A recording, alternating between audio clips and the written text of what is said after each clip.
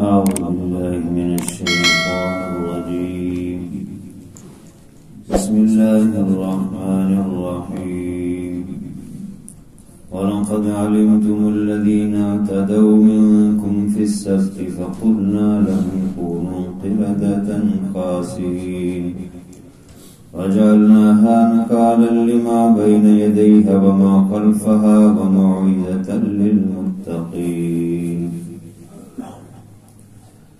وَلَقَدْ عَلِمْتُمُ الَّذِينَ اعْتَدَوْا اور البتہ تحقیق جانتے ہو تم ان لوگوں کو جنہوں نے زیادتی کی تم میں سے ہفتے کے دن وَقُلْنَا لَهُمْ پس کہا ہم نے ان کے لیے کونوا قردة خاسئین ہو جو ذلیل بندر وجعلناها پس بنایا ہم نے ان کو نکالا لما بین یدیہا وما خلفہا عبرت ان لوگوں کے لیے جو ان کے آگے ہے اور جو پیچھے ہے وموعظۃ للمتقین اور نصیحت ہے پرہیزگاروں کے لیے۔ پچھلی آیات میں بنی اسرائیل سے عہد لیا گیا کہ تم تورات پر عمل کرو گے، لیکن فرمایا کہ پھر انہوں نے عہد شکنی کی، عہد کو توڑا۔ اگر اللہ کا فضل اور اس کی رحمت نہ ہوتی تو تم خسارے پانے والوں میں سے ہو جاتے۔ اب یہاں پر ان کی مسلسل نافرمانی کی وجہ سے اللہ تعالیٰ نے ان کو عذاب دیا، ان کی شکلیں بدل دی، اس کا یہاں ذکر فرمایا وَلَقَدْ عَلِمْتُمُ الَّذِينَ اعْتَدَوْا مِنْكُمْ فِي السَّبْتِ، اے اسرائیلیوں البتہ تحقیق تم جانتے ہو ان لوگوں کو تم میں سے ہی جنہوں نے ہفتے کے دن زیادتی کی۔ ہفتے کا دن ان کے لیے مقرر کیا گیا کہ خاص ہفتے کے دن عبادت ہی کرنی ہے، نہ زراعت کرنی، نہ کھیتی باڑی، نہ مزدوری، نہ کاروبار، نہ تجارت، حتیٰ کہ گھر میں کھانا بھی نہیں پکانا۔ صرف عبادت کا خاص دن ان کے لیے مقرر کیا گیا، جیسے عیسائیوں کے لیے اتوار کا دن مقدس ہے تو ہفتے کا دن یہودیوں کے لیے مقدس ہے۔ نبی پاک صلی اللہ علیہ وسلم نے فرمایا کہ اللہ تعالیٰ نے ان کو بہکا دیا کہ جمعے کا دن نہ لے سکے۔ اللہ تعالیٰ نے ان کو کسی کا اختیار دیا کہ ہفتے کے 7 دنوں میں سے کوئی دن چن لو، اپنے لیے مقدس بنا دیا جائے گا تمہارے کے لیے عبادت کا خاص دن۔ تو یہودیوں نے اس لیے ہفتے کا دن لیا کہ ہفتے کے دن اللہ تعالیٰ نے زمین و آسمان کی پیدائش کا سلسلہ شروع کیا، اس کی تخلیق کا، اور عیسائیوں نے اتوار کا دن لے لیا۔ اللہ تعالیٰ نے ان کو بقا دیا تاکہ یہ دن جمعے کا جو دن مبارک اور مقدس دن ہے یہ اس آخری امت کے حصے میں آئے، اور اس امت کے حصے میں اللہ تعالیٰ نے جمعہ کا دن دیا ہے جو مقدس دن ہے مسلمانوں کے لیے۔ تو ہفتے کے دن ان کو روکا گیا کہ یہ تمہاری عبادت کا دن ہے، اس دن تم نے کوئی کام نہیں کرنا۔ ان لوگوں نے ہفتے کے دن زیادتی کی۔ یہ ساحل بحر کلزم کے ساحل پر رہتے تھے، اور جو سمندر یا دریا کے کنارے پر رہتے ہیں ان کا مچھلی کا کاروبار زیادہ ہوتا ہے۔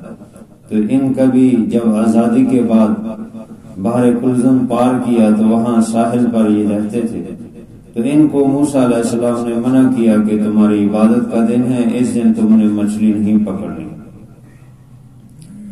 چنانچہ یہ ہیلا سازی کرنے لگے، انہوں نے ڈائریکٹ تو مچھلی نہیں پکڑتے تھے بلکہ دریا کے کنارے پر جو حوض بنا لیے بڑے بڑے، اور ان حوضوں کو ہفتے کے دن مچھلیاں زیادہ نظر آتی تھی، باقی دنوں میں خال خال۔ اللہ تعالیٰ نے چونکہ ان کو امتحان میں ڈالا ہے اور ان کو کہا کہ قانون کی پابندی کرو، تو ہفتے کے دن زیادہ مچھلی نظر آتی تھی، تو انہوں نے ہیلا یہ کیا کہ حوضوں کا ہفتے کے دن رستہ کھول دیتے اور پانی چھوڑ دیتے حوض کے اندر، تو وہ ہفتے کے دن مچھلیاں ساری اس میں بہت ساری آ جاتی اور پھر پیچھے سے رستہ بند کر دیتے کہ یہ واپس نہ جائے۔ واقعتاً ہفتے کے دن یہ پکڑتے نہیں تھے، لیکن ان حوضوں کے اندر بند کر لیتے تھے، یوں ہیلا کرتے تھے۔ تو یہ ہیلا سازی جب نیت بد ہو اور اللہ کے حکم کی اور قانون کی پابندی نہ کرنی ہو تو یہ ہیلا سازی حرام ہے، ناجائز ہے، کسی بھی طرح جائز نہیں ہے۔ چنانچہ بعض مقام پر جہاں پر نیت درست ہو اور حرام سے بچنا ہو وہاں ہیلا سازی جائز ہے، لیکن عام طور پر ہیلا سازی جو ہے بہانہ بازی اللہ کے حکم سے بچنے کے لیے وہ جائز نہیں۔ تو انہوں نے بھی اللہ کے قانون کو توڑا اور اس کے لیے ہیلا سازی کی۔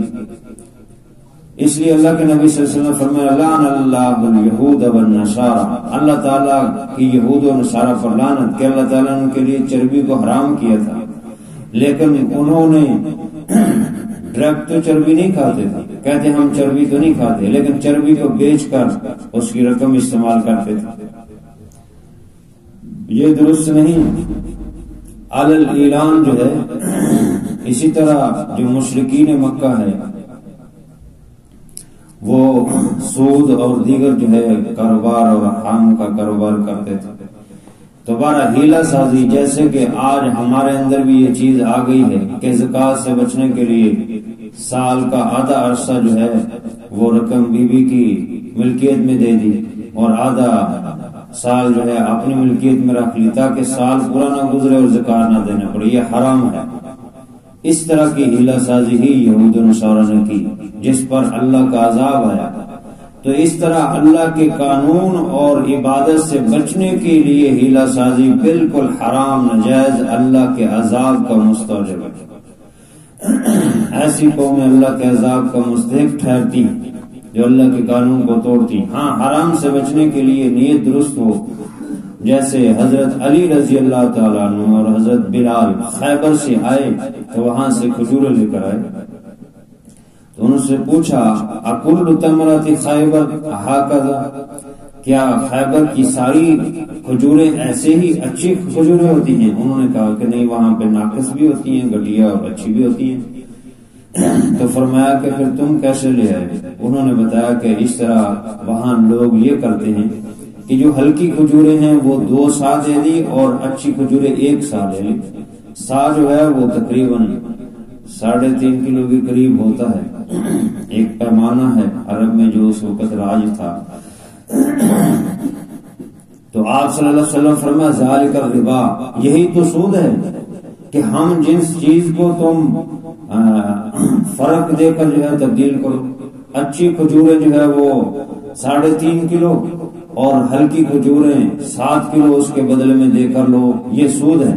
جب جنس ایک ہو تو بعض اجناس جس میں احادیث میں آ گیا ہے تو ان کو تبادلہ کریں تو برابر سرابر اور یدن بھی یدن، نقد و نقد۔ بعض چیزوں میں ادھار کرنا سود ہے، بعض چیزوں میں کمی بیشی کرنا سود ہے۔ گندم کو گندم کے بدلے میں دے گے، چاہے ایک اچھی ہو ایک ہلکی ہو تو وہ برابر برابری ہوگا۔ اور اسی طرح کھجور ہے، ان کو بھی ہاں آپ صلی اللہ علیہ وسلم فرمایا کہ یہاں تم اس حرام سے بچنے کے لیے ہیلا یہ کر سکتے ہو کہ جو اچھی کھجوریں، جو ہلکی کھجوریں ہیں وہ بیچ دو، بیچ کر اس کی رقم سے پھر اچھی کھجوریں لے لو، تو یہ جائز ہے۔ اسی طرح تو اور چیز ہے، جیسے ہمارے یہاں گندم ہے تو ہلکی گندم بیچ کر اور اس کی قیمت سے اچھی گندم لے لو، گندم کے بدل میں گندم دو گے تو وہ پھر اگر کمی بیشی ہوگی وہ سود ہوگا۔ تو یوں ہیلا سازی جو ہے، یہاں تو آپ صلی اللہ علیہ وسلم نے یہ بتایا کہ حرام سے بچنے کے لیے ہیلا سازی ہے، وہ قانون توڑتے تھے، اللہ کے حکم کو پورا نہ کرنے کی نیت سے جو ہے ہیلا سازی کرتے تھے، یہ ہیلا سازی جائز نہیں ہے۔ اس لیے پھر حضرت داؤد علیہ السلام کا زمانہ آیا تو انہوں نے ان کو کہا کہ دیکھو یہ تم اللہ کے قانون کو توڑ رہے ہو، حرام کام کر رہے ہو کہ حوض بنا کر اس میں مچھلیاں جمع کر لیتے ہو ہفتے کے دن، اور پھر ہفتے کے دن پکڑتے نہیں ہو، پکڑتے پھر دوسرے دنوں میں ہے، تو یہ ہیلا سازی تمہاری ناجائز ہے، اللہ کے حکم کو توڑ رہے ہو، اس سے بچو۔ انہوں نے کہا یہ کیا، ہم تو نسل بعد نسل کرتے ہیں، ہمارے آباء و اجداد یہی تو کرتے آئے ہیں، وہ بھی یہی کرتے تھے تو ہم بھی یہی کر رہے ہیں. تو اس پر 3 گروہ پیدا ہو گئے. ایک وہ جو باز آ گئے اور وہ حضرت داؤد علیہ السلام کے ساتھ ہو گئے کہ ان لوگوں کو منع کرتے تھے جو یہ ہیلا سازی کرتے تھے. اور دوسرے وہ جو باز نہیں آئے وہ کہتے ہم تو یہی کرتے رہیں گے, ہم تو ہمارے تو آباء و اجداد بھی یہی کرتے آئے, موسیٰ علیہ السلام کے زمانے سے یہی کام کرتے آئے, ہفتے کے دن پکڑتے تو نہیں, ہم تو حوض میں جمع کرتے ہیں. اور تیسرے وہ تھے جو رک تو گئے لیکن دوسروں کو منع بھی نہیں کرتے تھے. یہ 3 گروہ ہو گئے. تو اور یہ پھر آخر مسلسل ایسے ہوتا رہا. تو آخر کار جو گروہ منع کر رہا تھا حضرت داؤد علیہ السلام کے ساتھ مل کر, انہوں نے سوچا کہ اگر اللہ کا عذاب آ گیا تو ہم بھی اس میں ہی رگڑے جائیں گے, لہذا ہم علیحدہ ہو جائیں. وہ کسی علیحدہ جگہ میں ہو گئے جس میں کوئی آڑ تھی یا دیوار تھی یا کوئی ایسی چیز تھی کہ جس میں ایک دوسرے نظر نہیں آتے تھے, البتہ آوازیں آتی تھیں. تو ایسے ہی ایک دن ہوا کہ اللہ کا عذاب آیا اور اللہ تعالیٰ نے ان کے لیے ان کی شکلیں تبدیل کر دی اور اللہ کا حکم نازل ہو گیا. صبح اٹھے تو انہوں نے دیکھا کہ آوازیں جو نہیں آ رہی, ساتھ والی بستی میں کیا بات ہے. دیکھا تو اللہ کا حکم آ چکا تھا. فَقُلْنَا لَهُمْ كُونُوا قِرَدَةً خَاسِئِينَ, بس ہم نے ان کو کہا ہو جو ذلیل بندر. چنانچہ وہ راتوں رات جو ہے اللہ تعالیٰ نے ان کو, ان کے جو بوڑھے تھے ان کو خنزیر کی شکلیں اور جو جوان تھے ان کو بندروں کی شکلیں. یہاں تو صرف بندروں کا ذکر ہے, قرآن پاک میں دوسری جگہ ہے وَجَعَلَ مِنْكُمُ الْخَنَازِيرَ وَالْقِرَدَةَ, اور وہاں ان میں تم میں سے بعضوں کو خنزیر بنا دیا, بعضوں کو بندر بنا دیا. اللہ تعالیٰ کے عذاب ان پر نازل ہوا. تو یہ ہیلا سازی کرتے تھے. ہفتے کے دن پکڑتے تو نہیں تھے لیکن ہفتے کے دن حوضوں میں جمع کر لیتے تھے. اور یہ 3 دن تک اسی طرح خنزیر اور بندروں کی شکلوں میں رہے اور 3 دن کے بعد ختم ہو گئے. یہ جو تھیوری ڈارون کی ہے کہ انسان پہلے بندر تھا, بندر سے ترقی کرتے کرتے انسان بن گیا, بالکل غلط ہے, سرے سے غلط ہے. انسان اللہ کی علیحدہ مخلوق اور اشرف اللہ نے بنایا, ان کو عزت والا بنایا. باندر خنزیر یہ ساری حیوانات ہیں, یہ علیحدہ مخلوق ہے اور یہ علیحدہ. عجیب ویسے ان لوگوں کی جو ہے وہ فلسفہ ہے کہ یہاں پر کہتے ہیں کہ یہ کیسے ہو گیا کہ انسان بندر بن گیا. جہاں اللہ کا حکم آیا وہاں اعتراض کرتے ہیں, اور جہاں ڈارون کہتا ہے اس کی تھیوری کو مانتے ہیں کہ ہاں انسان بندر سے جو ہے متشکل ہو کر آہستہ آہستہ انسان بن گیا, اس کو مان لیتے ہیں. اور قرآن کا حکم ہے کہ اللہ نے کہا وہ ذلیل بندر ہو گئے, کہتے ہیں یہ کیسے ہو سکتا ہے کہ انسان بندر بن جائے, یہاں اعتراض کرتے ہیں. تو محض یہ ماننے کے لیے تیار نہیں, بس صرف اعتراض برائے اعتراض. تو اللہ تعالیٰ نے ان کو بندر اور خنزیر کی شکل میں بنا دیا اور یہ سب کے سب تباہ ہو گئے. دیکھیں یہاں پر ایک بات سمجھنے کی ہے, مشرکین مکہ شرک کرتے تھے, نسلاً بعد نسلاً شرک کرتے آئے, کئی صدیوں سے شرک کر رہے تھے, حتیٰ کہ وہ علل اعلان سود کا بھی کاروبار کرتے تھے, دیگر گناہ بھی کرتے تھے, لیکن اللہ تعالیٰ نے ان کی شکلیں نہیں بدلی اور ان بنی اسرائیلوں کی شکلیں بدل دی. کیوں؟ وہ علل اعلان جو گناہ تھا اس کو گناہ کرتے تھے, لیکن یہ لوگ ایسے تھے کہ انہوں نے ہیلا سازی کی, گناہ کو اپنی مرضی سے حلال کرنے کی کوشش کی, تو اللہ تعالیٰ کی شکلیں بدل لی. اس لیے علماء لکھتے ہیں کہ ہیلا سازی نہ کرو خامخواہ اللہ کے حکم سے بچنے کے لیے, اللہ کے قانون کو توڑنے کے لیے ہیلا سازی نہ کرو. ہاں جہاں کہیں حرام سے بچنا ہے یا احادیث میں کسی جگہ ہیلا سازی کی گنجائش ہے تو وہاں اس کی گنجائش ہے, عام طور پہ اس سے بچنا چاہیے. تو فرمایا فَقُلْنَا لَهُمْ كُونُوا قِرَدَةً خَاسِئِينَ, بس ہم نے ان کو کہا ہو جو ذلیل بندر. وَجَعَلْنَاهَا نَكَالًا لِمَا بَيْنَ يَدَيْهَا وَمَا خَلْفَهَا, بس بنا دیا ہم نے ان کو عبرت ان کے لیے جو گزر گئے, جو ان کے سامنے اور جو پیچھے, سب کے لیے عبرت بنا دیا کہ اس سے آنے والے قومیں, آنے والی امتیں جو ہے عبرت حاصل کریں کہ وہ اس طرح کی ہیلا سازی نہ کریں, اس طرح کے الٹے کام نہ کریں. وموعظۃ للمتقین،